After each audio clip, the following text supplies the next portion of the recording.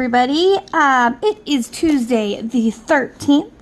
I hope you guys are having a wonderful day today.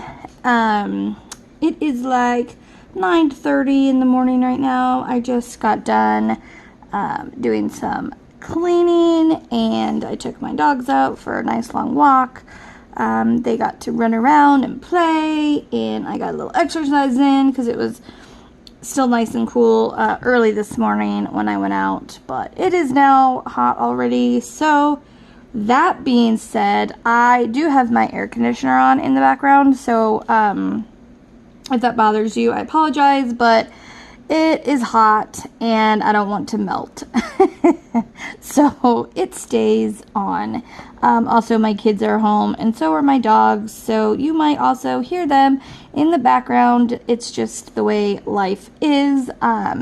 So yeah, anyways, but we are doing something a little different today.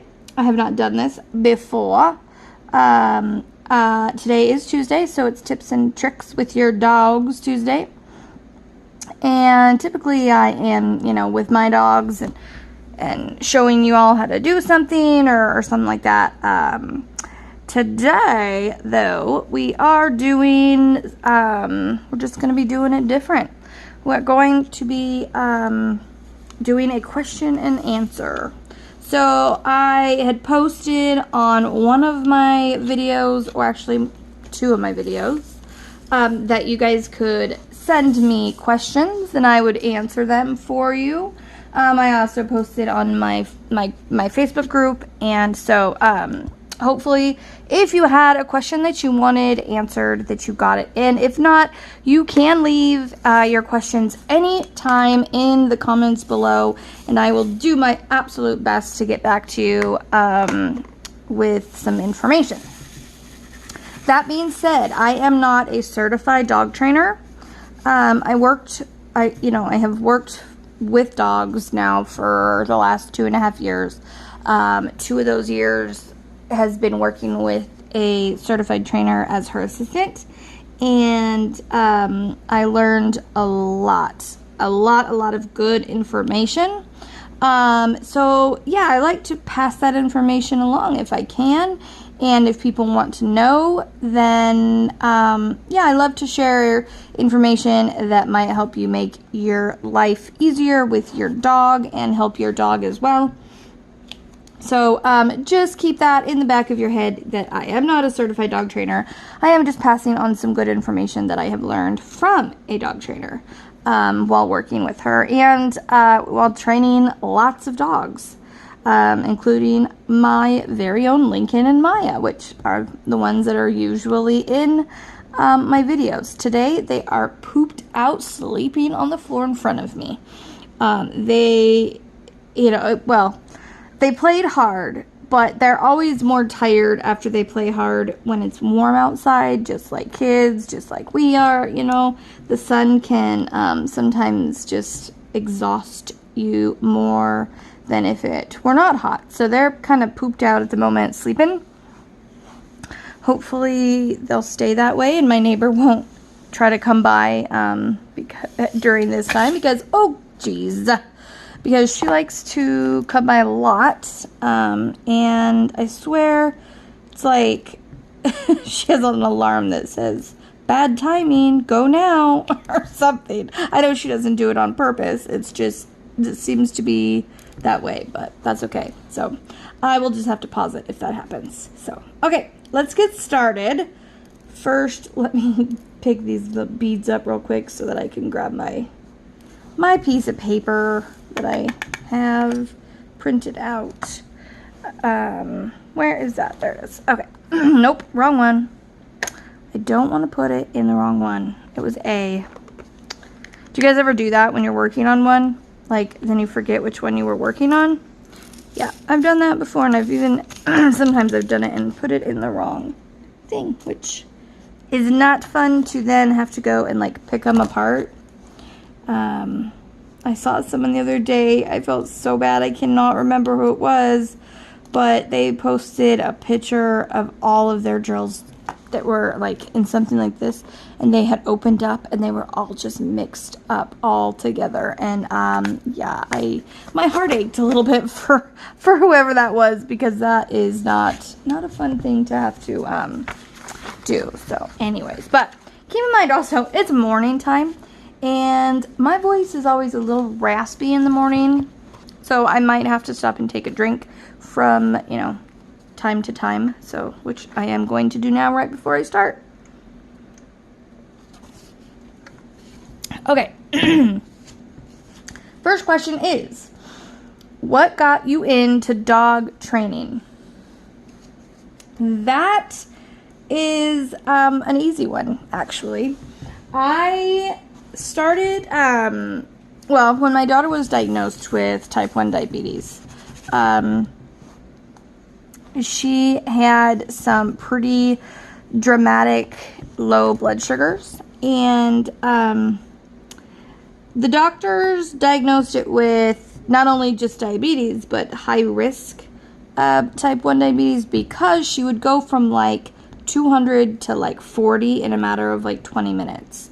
So her blood sugar would drop really, really fast, and sometimes it's hard for any like machine to keep up with that. So there is a machine that continuously checks their blood sugar every 5 minutes, and if your blood sugar starts to go up or down, it will alarm. However, that machine is about a 20-minute delay. So there was one night that it woke me up, and it alarms like a fire in your house. So I woke up, I looked at it, and it said that she was at 100. So, you know, I kind of got up, and I figured, yeah, she's probably going to need a snack here soon. But when I went in, she was shaking, she was whining. So I checked her blood sugar, and she was at 22, which is like extremely low, dangerously low. I quickly went and I got juice. She was still conscious enough, surprisingly, to drink the juice, so that we didn't have to do the emergency shot, which is good, because that just kind of messes with your system, because what it does is it pulls the sugar that your kidneys store, and it pulls that sugar out of your kidneys and puts it directly into your bloodstream. So your blood sugar goes up really, really fast, like within a matter of a minute. And so it can make you feel pretty lousy. You can throw up. You can just, not feel good for a day, or even sometimes 2 days. So I try to obviously avoid that if I can.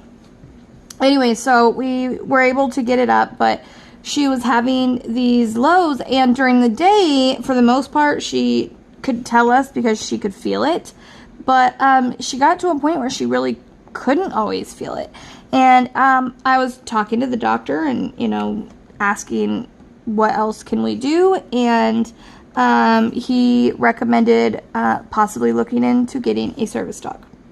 So I looked into it, and when I looked into it, my jaw hit the floor, because to get a dog that is already trained for detecting blood sugar can be anywhere from $20,000 to $30,000. Now, I don't know about you, but I don't have that kind of money laying around. I mean, I wouldn't have that kind of money after a year of saving. Like, that's just not in our budget. And if it was, I would absolutely do it, but it just wasn't. And so I started researching about how to, if it's possible to train your own dogs. And there was a lot of really good information out there on how to train your own dog to be a service dog, and what kind of dog to get, and like, now I don't mean breed, I mean personality traits, and that kind of thing. So we decided that we would try, and at the very least, it would be a good companion dog for her. So we started researching dogs. We ended up with Maya, and we adopted her from a family that they basically, long story short, Maya likes to be with her people. They noticed she was getting kind of sad because the mom had went back to work, and so Maya was left home for 9 hours a day, Monday through Friday, and they wanted to put her somewhere where the people would be around more often. So we got her, and I, of course, knew I was not going to be able to do this all myself because I didn't have any dog experience at this point. And so we had told Maddie that if this was something she really wanted to do, that we needed to do some fundraising so that we would have the money for, the training and all that kind of stuff. And so we hooked up with a trainer. One of my childhood friends that I've known her since I was 4. She was the manager, the head manager at the Spokane Humane Society here. And she hooked me up with the trainer that they worked with and said that she was excellent. And she was all positive based. So I started working with her. And after being there we started in April. And in August, she offered me a job. She said I, had some natural talent for it and wanted to know if I wanted to be her assistant. And I would be doing, a lot of work with the dogs. And then she would also be teaching me how to do dog training and how to teach a class and all that kind of stuff. So I started working with her, and that is how it all got started. So it was all this kind of happy coincidences that all just kind of came together, and I have a huge passion for something that I never knew I had a passion for. And I've always liked dogs, but I never knew how much I loved them. I mean, it just genuinely, when I was a child, I was allergic to dogs. And so I really wasn't, when they were around, I didn't really go and try to pet them and stuff like that because I was allergic to them. Well, I got allergy shots as a kid, and it really, really helped. So now I can be around them. Every so often I will have to take something, but for the most part I'm good, and I just kind of deal with it because to me it's worth it. And I don't get sick now like I did as a kid. So that is how I got started. I know, super long story. But yeah, that's me. Long story. I could take a 2-second story answer and make it 20 minutes or more. So yeah, that's how I got started with dog training. Okay. Number 2.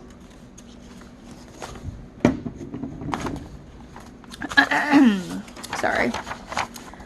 What is it? Let's see. I'm trying to find it. Okay.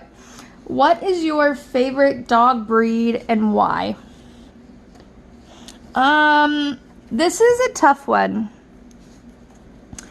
because I do have preferences for breeds, but I also am more dog per dog basis. I think it's more personality and demeanor to me than a breed. But I do have a special passion and place in my heart for pit bulls because they have such a negative persona. I mean, they really do. People say things that they don't even know what they're talking about. And the media portrays pit bulls to be these horrible, horrible dogs, and they are not at all. Now, can there be? Yeah, but there also can be a horrible, aggressive dog that is a lab or a golden retriever or anything. Any kind of dog could be aggressive because it's not the dog that makes itself that way. It's the way that it's brought up. It's the owner. If a dog is bred and trained to be in dog fights, then of course that's how they're going to be, because that's how they're taught. Just like children, they are different because of how they are taught. It kind of goes back to that whole like nature versus nurture thing. Now, are some dogs more prone? Sure. Pit bulls have a much higher pain tolerance. So when you're looking at it that way, if you have a lab and a pit bull and both of them attack someone, which one is going to be worse?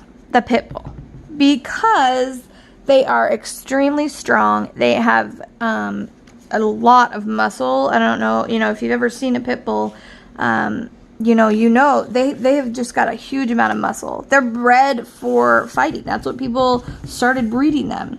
And so they also, their pain tolerance, if you start kicking a lab because it's, attacking you, it might back off fairly quickly. Now, a pit bull might not, because it doesn't necessarily feel that pain the same way that another breed would.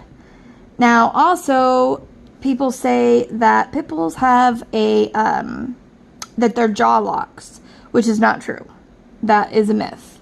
Their jaw does not lock, but they are so strong that it might as well be, unless you know what to do to get them to back off. Now, there are some dogs, unfortunately, that if they attack someone or another animal and you can kick, hit, punch, whatever, and they don't react to it at all. And you might have to literally choke them out so that they pass out before they will stop doing that. So that is the difference. But I tell you guys, pit bulls can be some of the sweetest animals. I mean, they can be such family dogs. They're actually known as a nanny dog, because they are usually so good with kids, and they're so loving. I mean, any dog can be. Lincoln, he is part pit bull. We don't know everything he is for sure, but we know that he has pit bull, and he also has German short hair pointer, but his mom was a pit. And so and he's the biggest pansy. I'm not even kidding you. It could be a dog. So here's a quick story on Lincoln. We our neighbors before had this little Chihuahua, and this Chihuahua was the size of Lincoln's head. But this Chihuahua, like a lot of Chihuahuas, was very dominant. And Lincoln is not. This dog, we were at our neighbors, we were on their patio, and Lincoln was outside, not on the patio, but just kind of right next to it. And her dog came up to the door, which they had a baby gate on, and the dog started just barking at Lincoln. And Lincoln flipped over backwards, hit a tomato plant to where the tomato plant actually came out of, what is it called? Oh my goodness. The pot. And Lincoln, because he just, that's the way he is. He's just such a baby. And so Maya is alpha big time here, and he knows it, and he does not want to challenge her. He would rather challenge me than her. And she's never done anything mean. So, anyways, I love pit bulls. They really do have a special place in my heart. And if you haven't seen the show Pit Bulls and Parolees, I tell you, you should go watch it. And it might just change your mind if you have a mindset that pit bulls are a bad breed or bad dogs or something. Go watch that show and then come back to me and tell me if you still feel that way, because they can explain and show the breed better than anyone else I've ever seen. And they're amazing with working with them, and it's a really, really good show. So, all right, moving on. Oh, my other breed though, and I'm not going to go into this one, but my other breed that I absolutely love, and I will own one someday, is a Border Collie, because they are the smartest dog. They are so smart. They are literally the smartest dog, and they are so fun to train. Typically, they love to train because they're a working breed, and they just enjoy it so much that they are one of my favorite, like, they are pretty much my favorite dogs to train with, because they're so eager, and they're so attentive, and they learn so fast. So fast. It's pretty incredible how fast that they can learn something. So they're one of my favorite dog breeds too. So I have a lot of favorites though. I mean, I'd love to have a golden retriever someday, just because they're so beautiful and they're so sweet usually. Yeah, so okay, moving on. All right. Sorry, I'm reading this as it was wrote, and I'm trying to figure out what they meant to say. How do I stop two dogs from fighting when one seems to want to overprotect her food? So this is actually, it sounds like food aggression, but that does not limit it just to food. I don't know, obviously I'm not talking directly to you, so I don't know, if she does this with toys, if it's any of her stuff, if she protects. Some dogs that are in the Humane Society or in a shelter for a long period of time, they can start to kind of protect what's theirs, because if they don't, they'll lose it. And so then when they come into a home where they have all this stuff, they can get kind of protective. And so it's good to, my advice is to, when you first bring a dog into your home, even if it hasn't been in a shelter, but definitely if it has, to make sure your kids know to never try to take a toy away from it, to not walk around it or play or do anything while it's eating. Because in my head, I always go better safe than sorry with dogs. Even if you want to say, oh, my dog would never, you can't say that, because they're an animal. I want to say, oh, Maya would never bite me. But if she got hit by a car and was in pain and panicking, I can't say she wouldn't, because she's an animal, and that's just animal behavior. So, but with this case, with the dog is definitely protecting its food. And did it say there was another dog? Yes. Okay. So protecting its food. Let me read the whole thing. Sorry, guys. How do I stop two dogs from fighting when one is protecting her food, or overprotecting her food? So when you have one dog that is food aggressive, the other one might not be, but that doesn't mean that they won't fight about it, because if one starts to fight, the other one might just join. That's just how it just happens. What I would say for sure is you need to be feeding them separately.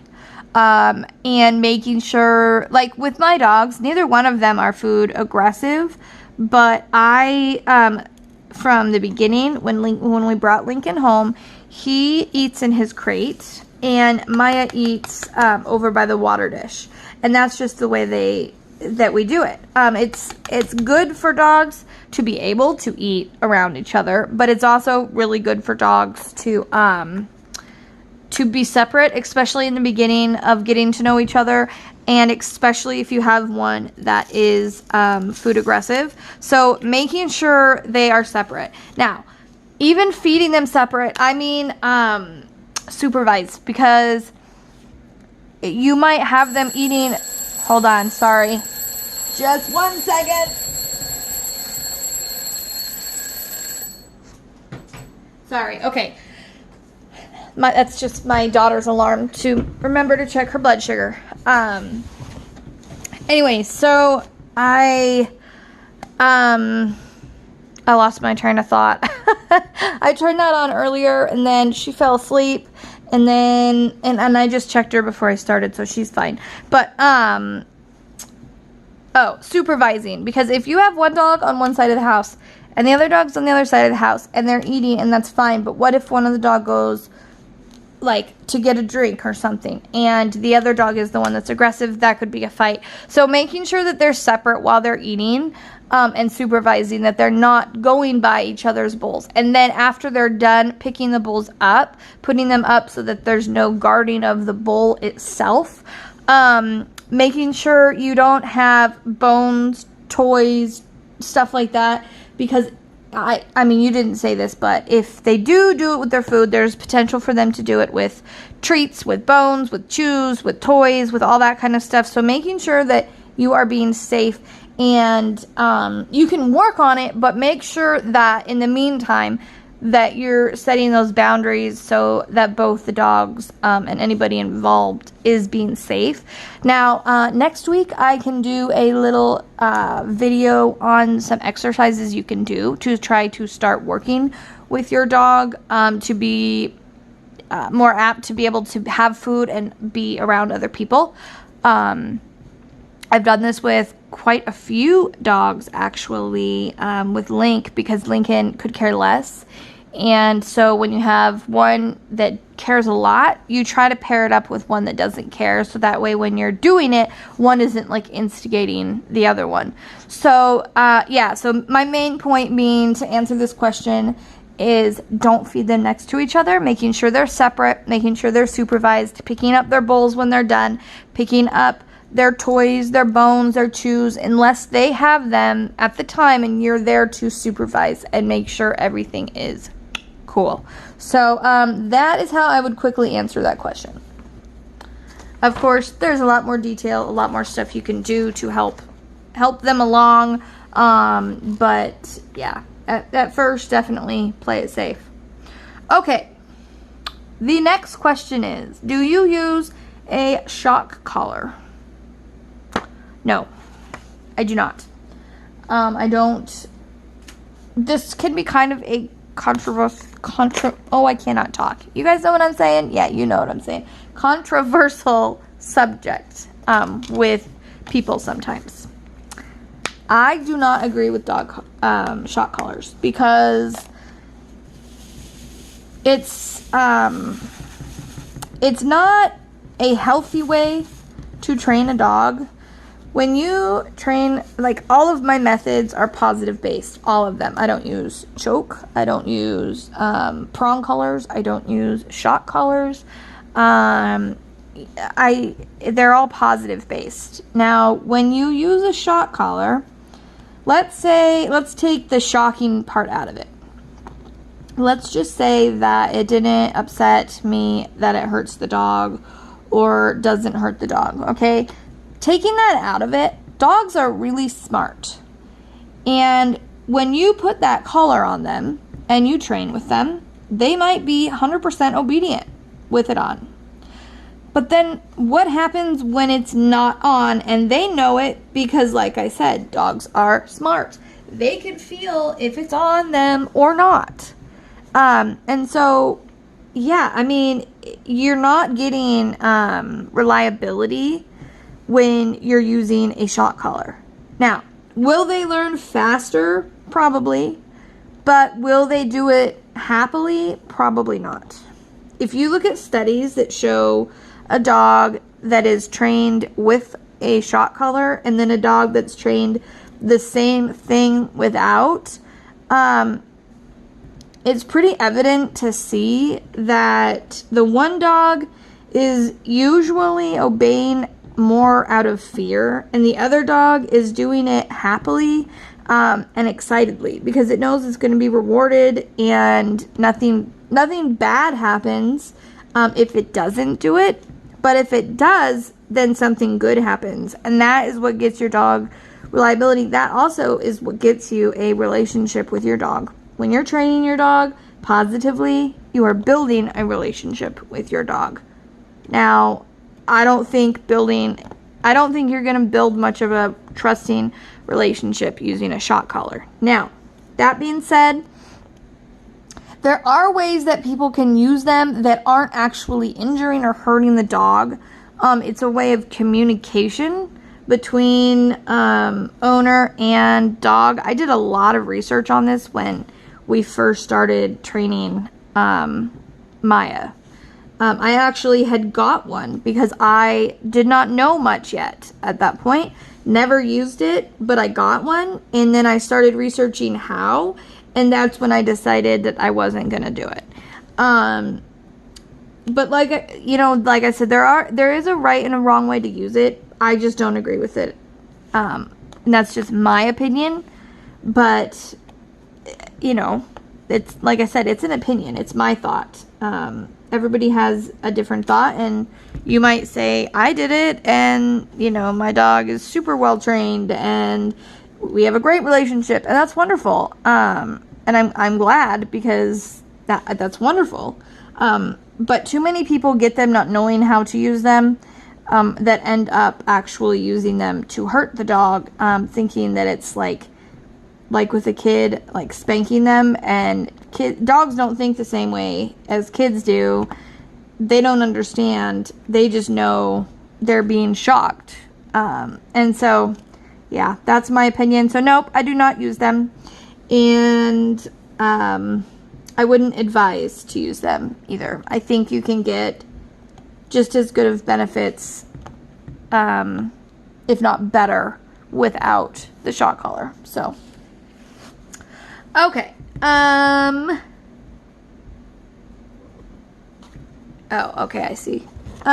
Is Link, that one threw me for a second, totally comfortable with the muzzle yet?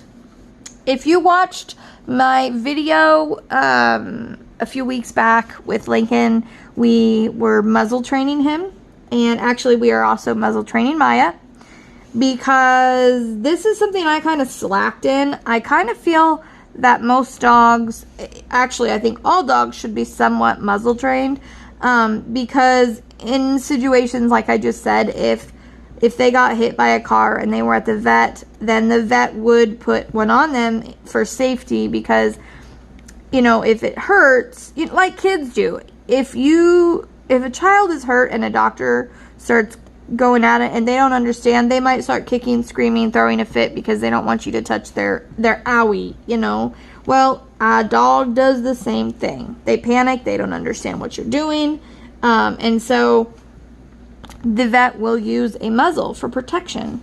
And that could be really scary, I think, for a dog, to all of a sudden be injured, first of all, be scared, second of all, and then to add to that stress and trauma, putting the muzzle on. And so I think that if they're already muzzle trained, then you take that anxiety and that panic away. If they have to use one, then it's like, oh, done this before. Nothing bad ever happened before. And so it's a much smoother thing. Now, the reason that I started researching this was because Lincoln definitely has some anxiety when it comes to kids. And my kids, no, not at all. But he knows my kids. And, Maddie could literally, yank his ear if she wanted. And he would just be like, he'd get frustrated, but he doesn't act out. But with another kid that he doesn't know, different story. So, like I said a second ago with the better safe than sorry, that's my motto with a lot of things, but definitely with dogs. And so my sister moved back, and she has 4 kids, and the youngest being 6. So I thought, it'd be a good idea to muzzle train Lincoln so that if there's times that everybody's together and there's a lot going on, out of safety for the kids and peace of mind for me, my sister, or for whoever, it'd be great if Lincoln was already muzzle trained and we wouldn't, have to have that added stress of, is he going to do something? Is he going to get pushed too far? That kind of thing. So, because if a dog is like backed up in the corner and someone comes at it that they don't know and they have anxiety about that, that's when I always say a scared dog can be a dangerous dog. So, because that's how they defend themselves, is by biting. So, yeah. Now, I don't think he would ever aggressively bite somebody. I don't think he would ever do it to where it was like deep. I think it would be a warning bite, like back the heck up kind of thing, because he's a chicken. And so, but once he knows kids, he's fine. And so, no, he's not totally comfortable with the muzzle yet. Like I said in that video, it takes time. It can take weeks for them to get, because you don't want to push it. If you go too fast, then it can be a stressor, and you don't want to do that. You want to take your time with it. So no, but he can have it on for a few minutes at a time. He doesn't paw at it. He doesn't do anything at it. But he's still looking to me with, like, where's my treats? What are we doing? Knowing I'm going to be taking it off soon. So I just continue to kind of prolong how long he wears it. I'm going to try to hook up with Lincoln's best friend, Doggy, and have a little play session while he's wearing it. So that adds to that, like, endorphin kind of thing where he's happy and good things are happening while he's wearing it. So that's kind of my next step to kind of see where he's at. But at this point, like I said in the video, take time, go slow, pay attention. If your dog is stressed, slow down, back up. Maya, we are going turtle slow because she does not like that kind of stuff. And I actually haven't even quite hooked it on her. Okay, sorry about that, guys. So somehow I accidentally switched my storage to the internal storage rather than the SD card, so it stopped on me. So I think what I was saying, though, was that we haven't hooked the muzzle all the way on Maya yet. We're just at the step where we are playing with the straps, because she's just not quite there yet. She just takes a little more time when it comes to that kind of stuff. So we just gonna go slower with her, and that is fine by me. I don't see us needing it with her unless, like I said, she was hurt or something, and needed it at the vet. But yeah, so okay, let's move on.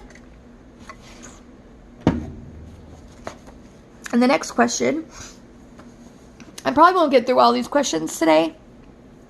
So if I don't get to yours today, I will do a part 2 next week. So, okay, because, yeah, blah, blah, blah, blah, blah.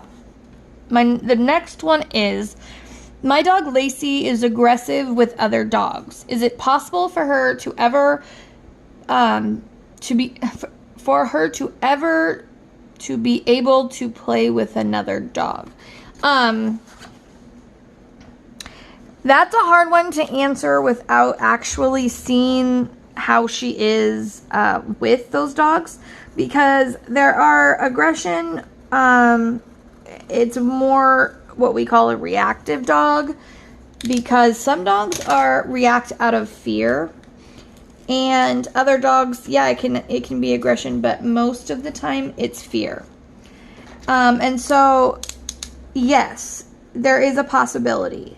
But it's going to take a lot of time, a lot of work, and dedication on your part. And that doesn't mean that she will ever be able to. It just means that there's a possibility. I have seen dogs that have come that have been super, super reactive, and then have turned out playing with other dogs. This is another instance where a muzzle training would be good, because when you're working with her and getting her used to certain things, and then you do try to go out and play for that first time, having a muzzle on is key, because if there were something to happen, you have that kind of security blanket. But what I recommend with this kind of thing, because first of all, like I said, I'm not a certified dog trainer. I don't want to give you advice that is going to set you back any. And so my advice with this question would be to get Lacey evaluated by a dog trainer.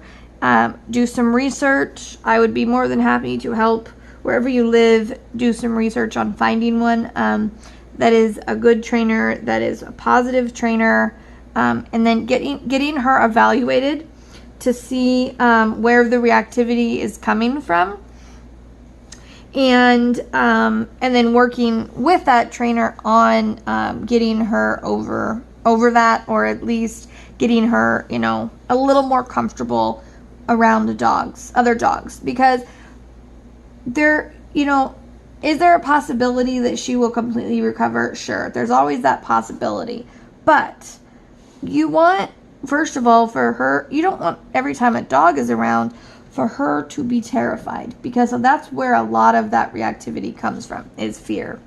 If dogs haven't been properly socialized as puppies, then that is a huge thing, because they don't know that other dog isn't going to hurt them. And so teaching them and working with them can absolutely help. And I've seen some dogs that I really never thought would be able to play with another dog and playing happily.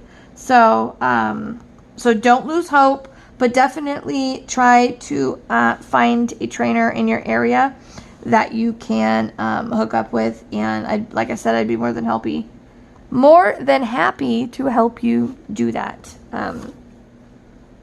Okay, moving on. Let's see. Sorry guys, I'm having to take a drink in between each one because I don't want to lose my voice completely on you.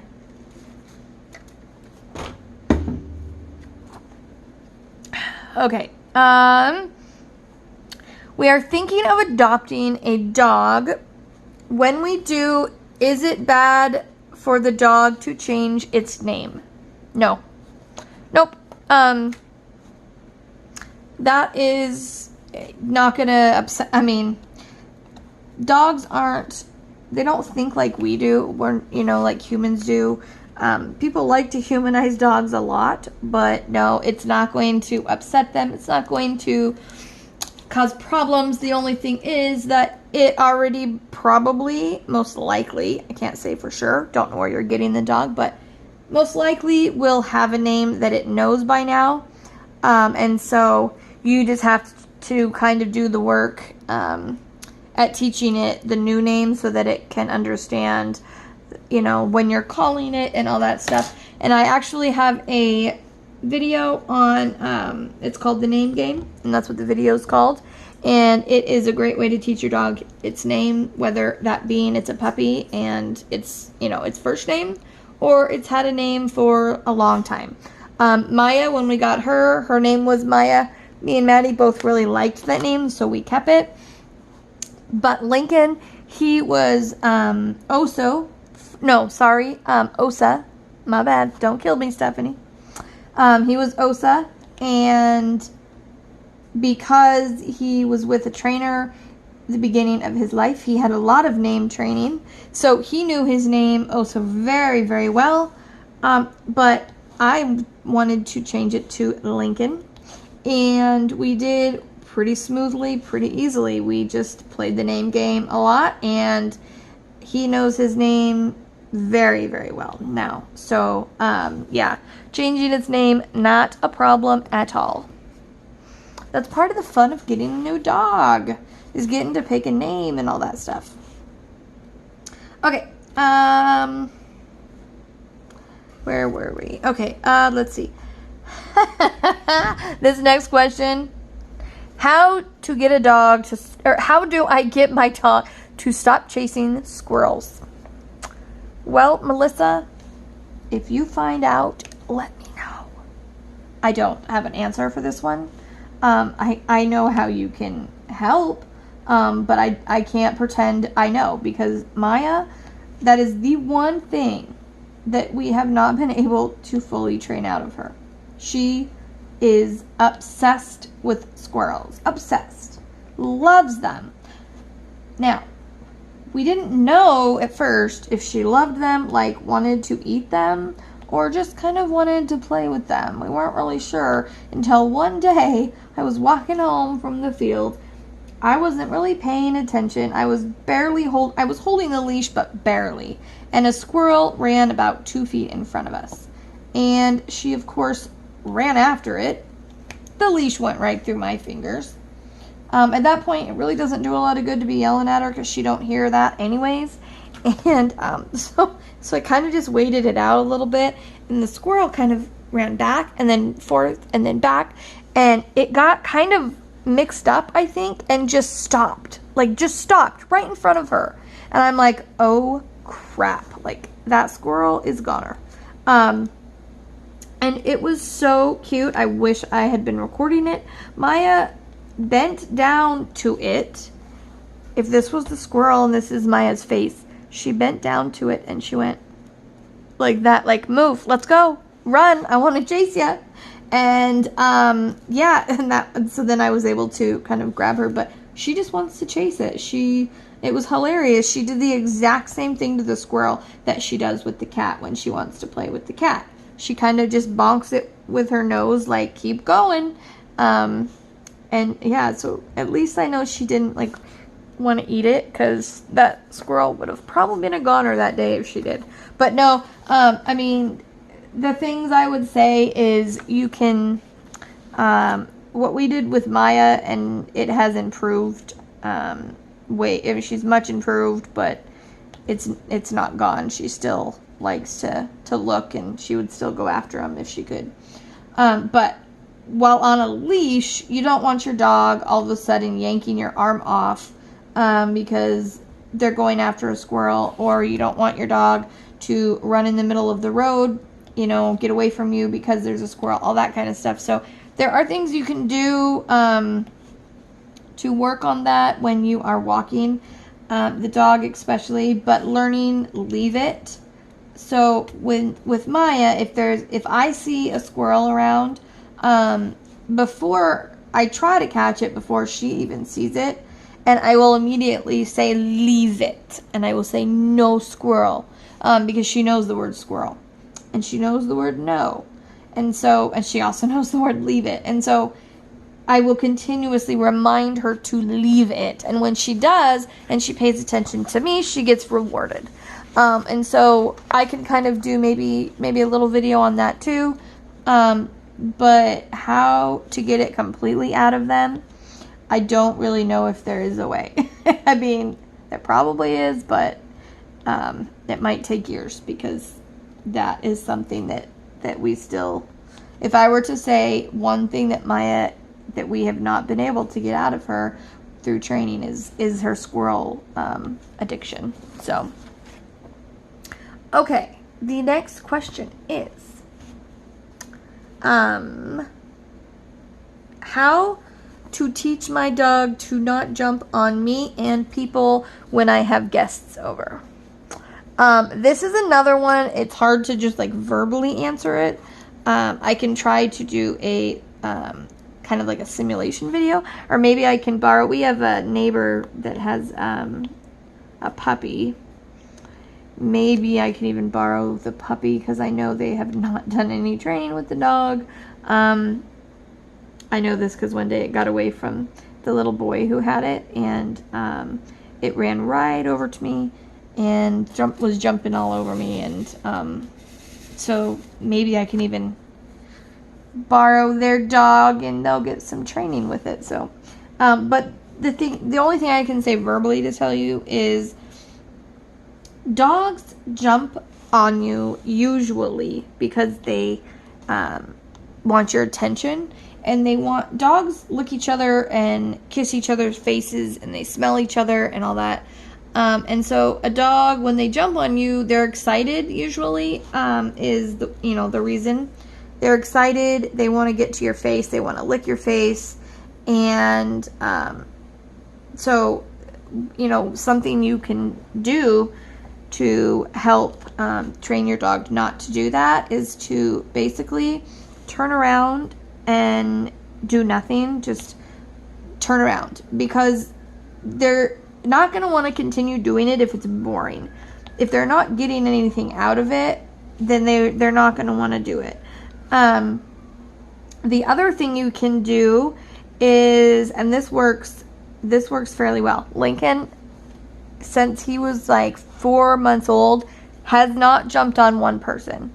Doesn't matter if he's super, super excited, he will not do it. Maya either. So this works pretty good. If your dog is continuously jumping on you, when they jump up on you, if you grab their paw, and you just hold their paw to where you're not hurting them, but they can't get back down. They don't like that because they're not in control. And you don't have to hold it very long, just even a few seconds, to where they kind of start pulling it away from you. And they're kind of like, hey, what are you doing? Why are you holding on to me? Kind of a thing. Eventually, they will figure out, I don't like jumping on that person, or I don't like jumping on people in general, because they might do that. They might hold my paw, and I don't like that. So it becomes something that's unpleasant rather than pleasant. So ignoring them when they jump, turning completely around, and absolutely making it to where it's no fun at all. Now, if you start swinging your hands and you're like, oh, stop, get down, that's like, ooh, playtime. Like, they're thinking you're playing. So don't do that, because you're just going to get them more excited. So be boring and give them absolutely no good attention for it. And then the grabbing the paw works really, really well as well. And that's kind of the best I can do for just, like I said, verbally telling you. So I hope that helps a little bit at least. Let's see, where are we? Okay, number 7. My 3-year-old lab, Daisy, is consistently chewing everything up in my house. How do I stop this behavior? This is another tough one. First of all, you have a lab. Labs are notorious for being chewers. They also are like, puppies in the brain until they're like 5.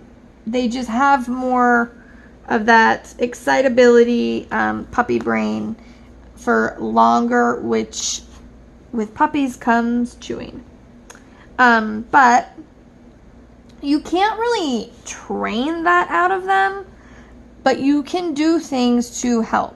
So, first of all, not leaving things out I know that's annoying and it's a lot of work, but not leaving things out that you don't want it to chew. So if it chews on shoes, don't leave your shoes out. If those kind of a thing. And then also having a lot of things that it can chew on. So bones, a rough root, toys, antlers,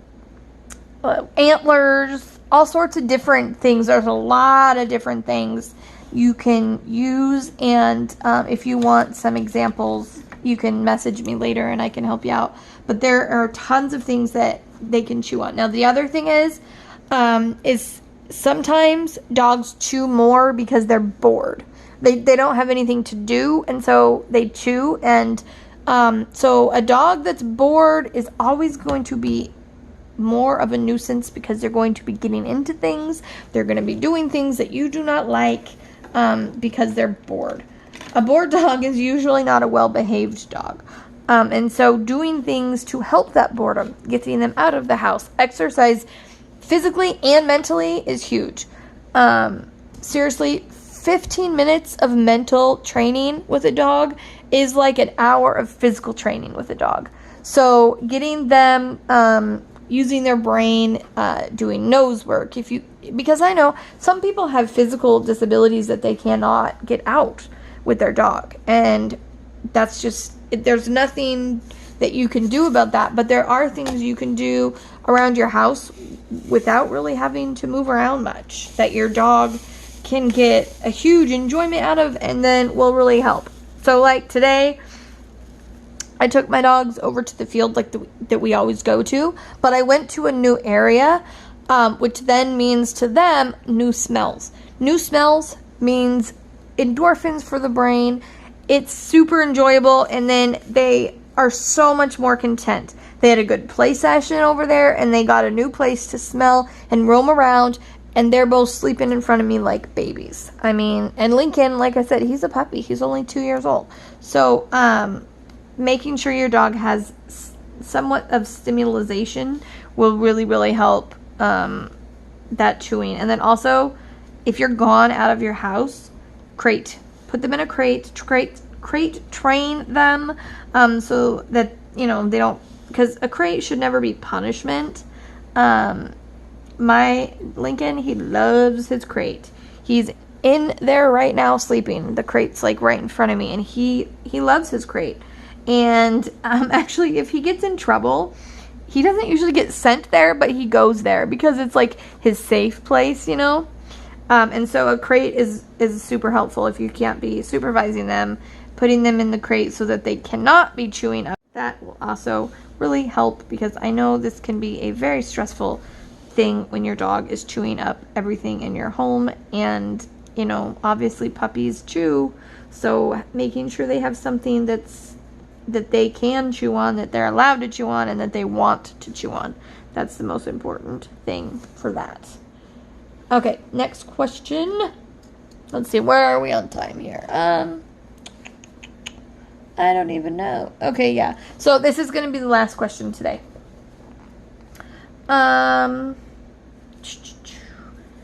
Is it mean to not let dogs on the furniture? My husband doesn't want them to, but I feel like they won't feel that we love them if we do not allow them to be on the furniture so that they can cuddle with us. I don't think that's mean at all. There are a lot of people who have very happy, healthy dogs that are not allowed on the furniture. Maya, she was not allowed on the furniture at her house, or her old house, her previous owners. We let them be on the furniture here, but it took her 2 years before she actually now will just lay up on the couch or on the chair. She won't even come on the couch really yet, because she was taught not to. But she was very loved and had a great family. And so, yeah, I don't think it's mean. And if you want to cuddle with them and your husband doesn't want them on the furniture, you can go to the floor with them and sit with them, or you can compromise, and maybe they can only go on one piece of the furniture, and you can put, like my mom, when she had our cat for a time, and they didn't want her climbing all over all the furniture, so they had one couch that she was allowed to go on, and then they had like a little bed for her on that couch where she would go.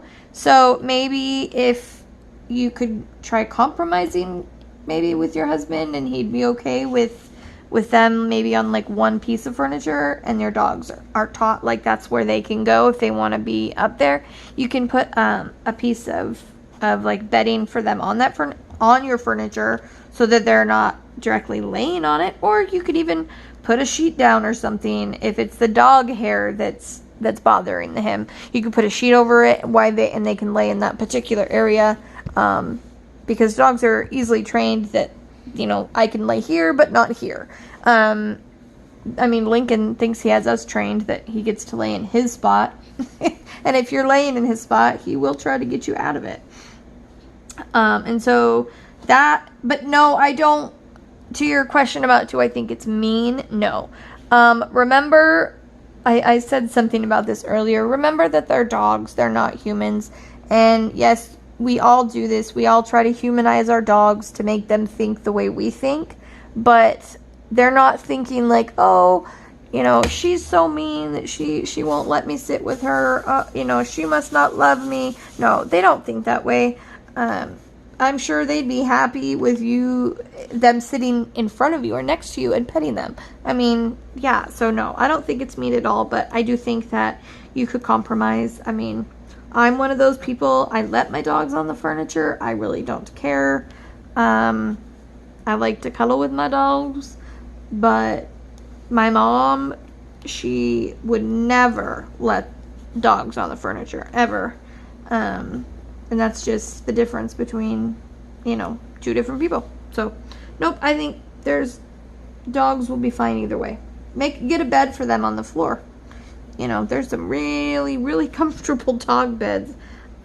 Seriously, when we got Maya, they gave us her dog bed, and it was a Tempur-Pedic mattress for her. And so that is going to be more comfortable than our couch. I can guarantee it. So, anyways. Okay, guys, that is going to be my last question for today, because I have, like, on this list here, I have, hold on, maybe I only have 2 more. Let me read these real quick and see what should we do. I do not feel safe, Cockle. I might be able to I'll do these real quick because I only have 2 more on this list. So, what should we do to make our new dog feel safe and comfortable? We are going to be adopting a dog in the near future and want to be totally prepared because neither I or my husband has had a dog before. So first off, you will not ever be fully prepared, because if you've never had a dog, then how can you be? It's one of those things that you just kind of have to go with the flow, and obviously, you know, petting them, doing things with them, training with them, that all builds that relationship with them, and that trust. And something that I advise people to do when they first get a new dog is to hand feed it for the first like a week or so, because that really does build some good vibes. I mean, they're getting food from you, and that's a really, you know, happy thing for a dog. So just hand feeding it. We did this, Stephanie did this too with all the new fosters that she got, and you just, you know, just sit with it and get its food out and just give it, you know, piece or two and just hand feed it, and this will really help build that beginning of your relationship with the dog. And Maddie did this with Maya, and we did this with Lincoln a little bit, but Lincoln knew us so well already because, you know, he was being fostered by my boss, and so we were there with him all the time. But that's what I would advise, really, for starting to build a relationship between you and a dog. And then the next question, last question, they just said, what is the best thing for giving a puppy the best opportunity at a healthy life? Healthy, I don't know if you mean physically or mentally, but if you mean physically, exercise, making sure that the dog's obviously a good weight. Healthy food is key, because there are some foods that claim to be, like Blue has all these advertisements that they're super healthy and all this, and they're really not anything like they claim to be. So do your research on food, because it really makes a huge difference in the way your dog behaves, even, and the way that their coat is. So yeah, healthy wise, that's what. And obviously regular vet checkups, all that stuff, making sure they have the shots that they should have. And if you mean emotionally or, you know, mentally, the biggest thing I can say with a puppy is to do what, you know, prevention, so that you do not have to do rehab later. And that means doing things that will make the puppy, because you have till 5 months old to create all these positive experiences, and after 5 months then you kind of have to start doing like backtracking. So getting them exposed to as much as possible. Go online, look up a list for my puppy to do, and it will come up with hundreds of things that you can do with your puppy, making sure that they are around a lot of people, kids, different ages, different races, different sizes, people wearing hats, people wearing glasses, people wearing big coats, all that kind of stuff. It makes a huge difference for your dog later in life. Also, sounds. That's another huge one, because a lot of dogs have huge fears. Like Maya, we didn't get her till she was 5.